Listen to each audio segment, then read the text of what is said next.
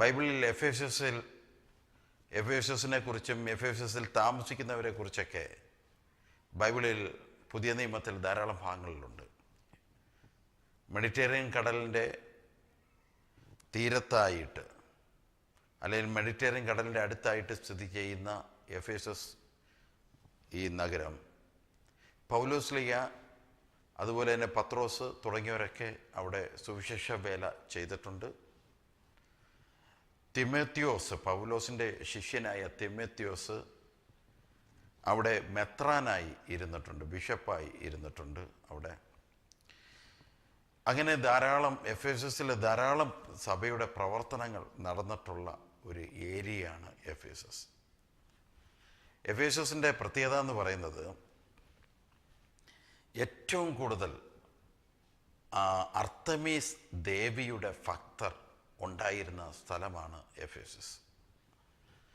എഫേസസിൽ നിന്നാണ് അർത്തമീസ് ദേവിയുടെ ഐതിഹ്യങ്ങൾ സ്പ്രെഡ് ചെയ്ത് പിന്നെ ലോകം മുഴുവൻ വ്യാപരിക്കുന്നത് എഫേസസിൽ നിന്നാണ്. എഫേസസിൽ ഇന്നും ആ ക്ഷേത്രമുണ്ട്. എഫേസസിൽ അന്ന് പൗലോസിൻ്റെ കാലത്ത് നിലനിന്നിരുന്ന ആ ക്ഷേത്രം ഇന്നും ടൂറിസ്റ്റുകൾക്ക് പോയാൽ അതിൻ്റെ പകുതിയൊക്കെ നശിക്കപ്പെട്ട് കിടക്കുകയാണ്. ആ ക്ഷേത്രം നമുക്ക് കാണാവുന്നതാണ്.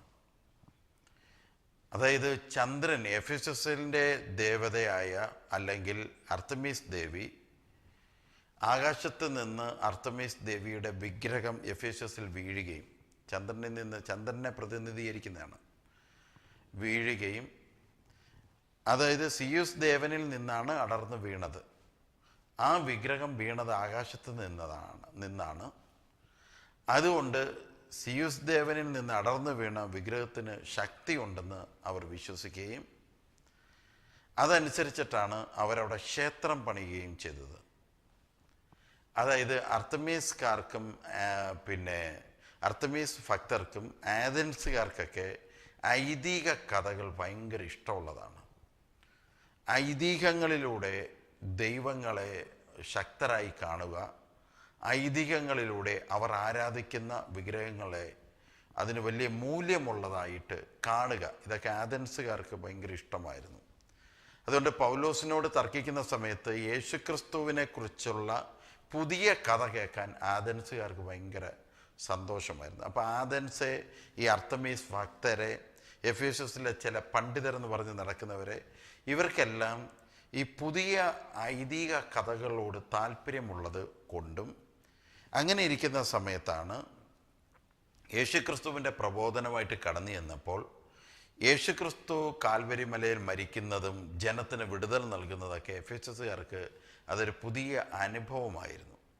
എന്നാൽ ജീവിക്കുന്ന ദൈവമായതുകൊണ്ട് അവിടെ നടന്ന അത്ഭുതങ്ങളും അവിടെ നടന്ന അടയാളങ്ങളും ഇവരെന്ത് പ്രസംഗിക്കുന്നോ അതെല്ലാം ദൈവം ചെയ്യുന്നത് കണ്ടപ്പോൾ എഫേസസിലെ പലരും യേശുക്രിസ്തുവിലേക്ക് കടന്നു വരുവാൻ തുടങ്ങി. അപ്പോൾ നമ്മൾ മനസ്സിലാക്കേണ്ടത് അർത്തമീസ് ദേവി കുടികൊണ്ട് വാഴുന്ന ഒരു സ്ഥലമാണ് എഫേസസ് സ്ഥലം. ഭയങ്കര ശക്തമാണ്. അർത്തമീസ് ദേവിയുടെ ആചാരങ്ങൾ വളരെ ശക്തവുമാണ്. അതായത് അർത്തമീസ് ദേവി എപ്പോഴും ഒരു അമ്പ് കയ്യിൽ പിടിച്ചിരിക്കും, അമ്പും വില്ലും. അതിൽ അമ്പ് എപ്പോഴും ഒരു പൈശാചിക ശക്തിക്കെതിരെ, നെഗറ്റീവ് ശക്തിക്കെതിരെയാണ് ഈ അമ്പ് എപ്പോഴും നിലനിൽക്കുന്നത്. ആ അമ്പ് പൈശാചിക ശക്തിക്കെതിരെ നിലനിൽക്കുന്നത് കാരണവും പിന്നെ രാത്രിയുടെ ചന്ദ്രനായതുകൊണ്ട് രാത്രിയുടെ ദേവതയായത് കാരണം ക്ഷുദ്രജീവികളിൽ നിന്നുള്ള മോചനം ലഭിക്കാൻ അർത്തമീസ് ദേവിയോട് പ്രാർത്ഥിക്കുന്ന ജനങ്ങൾ ധാരാളമാണ്. അതിനുള്ള ശക്തി അർത്തമീസ് ദേവിക്കുണ്ട്. അതുകൊണ്ട് പാമ്പ് തുടങ്ങിയ ക്ഷുദ്രജീവികളിൽ നിന്ന് രക്ഷപ്പെടാൻ എഫേസസിലെ ജനങ്ങൾ അർത്തമീസ് ദേവിയുടെ മുമ്പിൽ നേർച്ച കാഴ്ചകൾ നടത്തുമായിരുന്നു. അതുകൊണ്ട് അവിടെ അർത്തമീസ് ദേവിയുടെ മുമ്പിൽ അമ്പ് സമർപ്പിക്കുക, പാമ്പിനെ സമർപ്പിക്കുക, പാമ്പിൻ്റെ വിഗ്രഹങ്ങൾ സമർപ്പിക്കുക തുടങ്ങിയ പെഗനിസം അർത്തമീസ് ദേവിയുടെ മുമ്പിൽ നടത്തുമായിരുന്നു. പെഗനീസ കൾച്ചർ ഉണ്ടായിരുന്നു.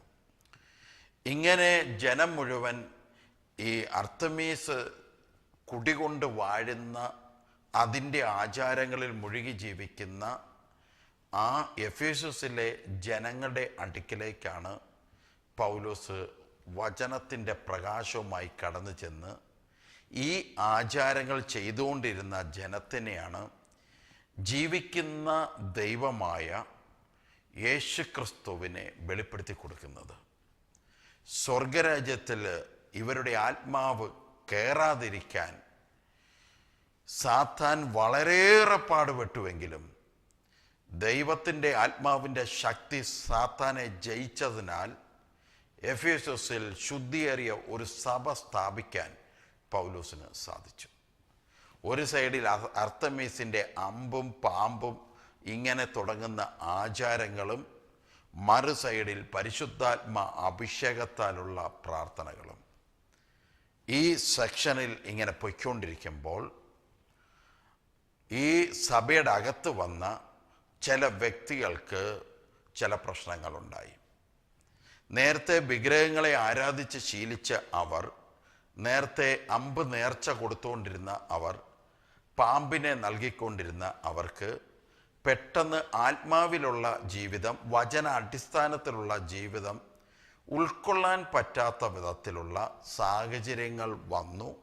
അല്ല എങ്കിൽ ഇതിനേക്കാൾ വലിയതായി, ഇതിനേക്കാൾ ഒരുപാട് സന്തോഷം നൽകുന്നതായ ചില ആചാരങ്ങൾ, ജാതികളുടേതായ, എഫേസസിലെ ജാതികളുടേതായ ആചാരങ്ങളോട് സഭയിൽ ഉണ്ടായിരുന്നവർക്ക് താല്പര്യം തോന്നി. ഈ സാഹചര്യങ്ങൾ മനസ്സിലാക്കിയ പൗലോസ് എഫേസസുകാരോട് 2-ാം അധ്യായം 1 മുതലുള്ള വാക്യങ്ങളിൽ അവരോട് ഇപ്രകാരം പറയുകയാണ്: അതിക്രമങ്ങളാലും പാപങ്ങളാലും മരിച്ചവരായിരുന്ന നിങ്ങളെ അവൻ ഉയർപ്പിച്ചു. ഒരു കാലത്ത് നിങ്ങൾ എഫേസസ് ദേവിയോടുള്ള അമ്പും പാമ്പിൽ നിന്ന് രക്ഷപ്പെടാനുള്ള പാമ്പ് നേർച്ചകളും ഒക്കെ നിങ്ങൾ ഒരിക്കൽ അർത്തമീസ് ദേവിയോട് നിങ്ങൾ നടത്തിയിരുന്നു.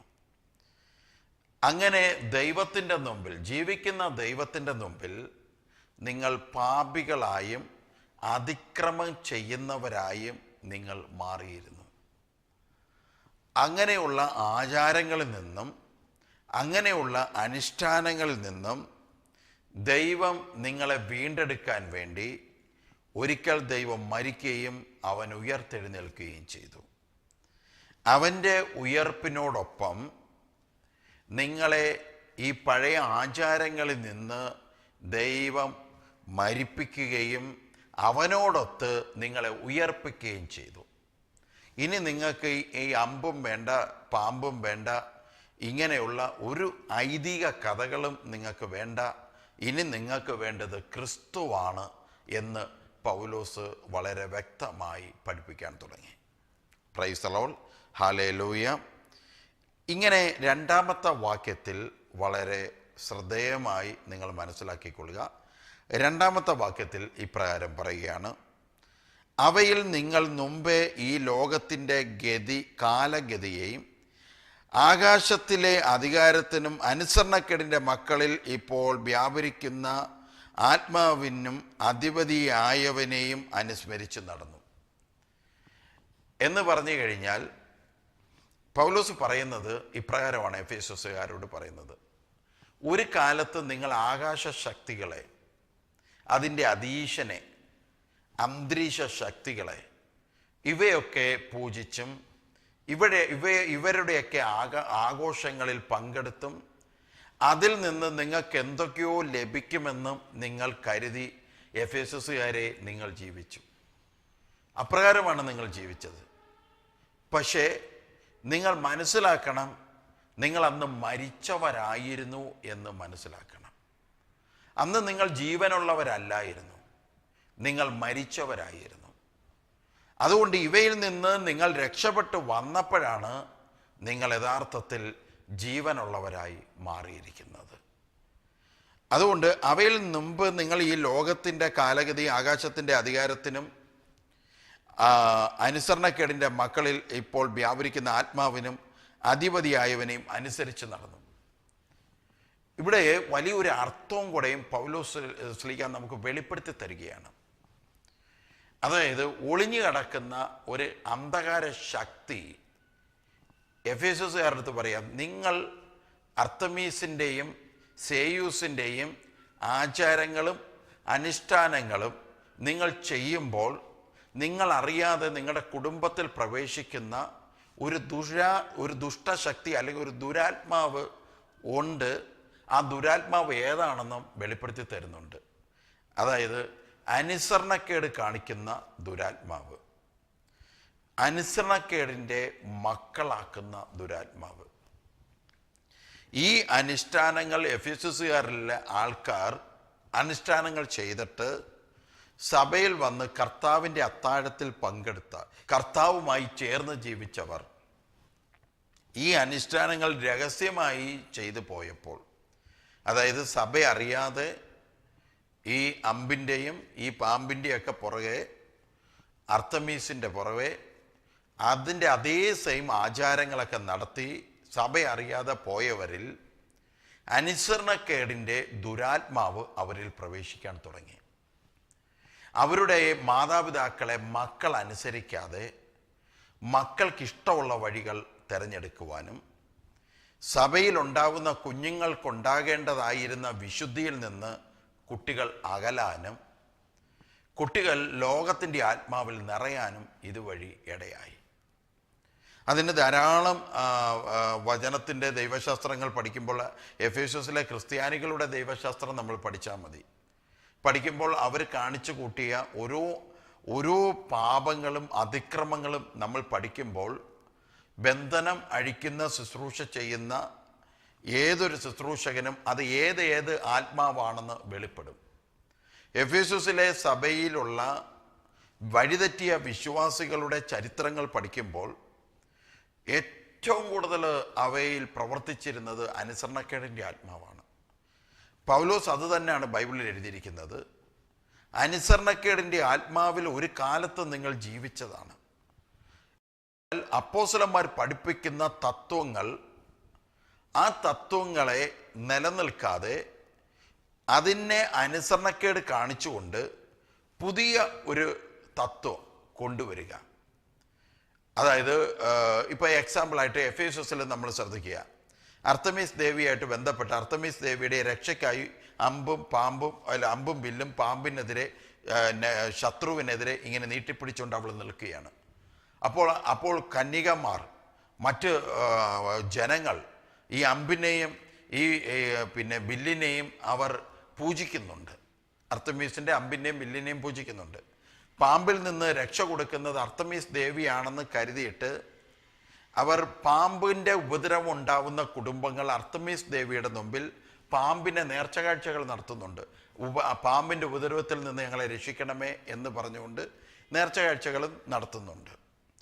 ഈ ആചാരത്തിൽ നിന്ന് രക്ഷപ്പെടുത്തിയാണ് അപ്പോസ്തലൻ ശുദ്ധിയേറിയ ജീവിതത്തിലേക്ക് ജനത്തെ കൊണ്ടുവന്നത്.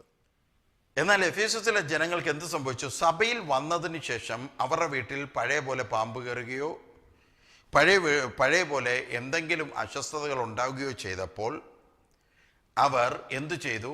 വീണ്ടും അർത്തമീസിൻ്റെ അടുക്കിലേക്ക് പോകാനും നേർച്ച കാഴ്ചകൾ നടത്തുവാനും അവർ തയ്യാറായി. ഇതാണ് എഫേസ്യസിൽ നടന്ന ശരിയായ സംഭവം. ഇതാണ്. ഹല്ലേലൂയ. ഞാൻ ഈ പറഞ്ഞതുപോലുള്ള മറ്റ് അനേകം സംഭവങ്ങളിലൂടെയും ജഡീകതയുടെ കാര്യങ്ങളിലും ഒക്കെ എഫേസ്യസുകാർ വഴിവഴച്ചു പോയി.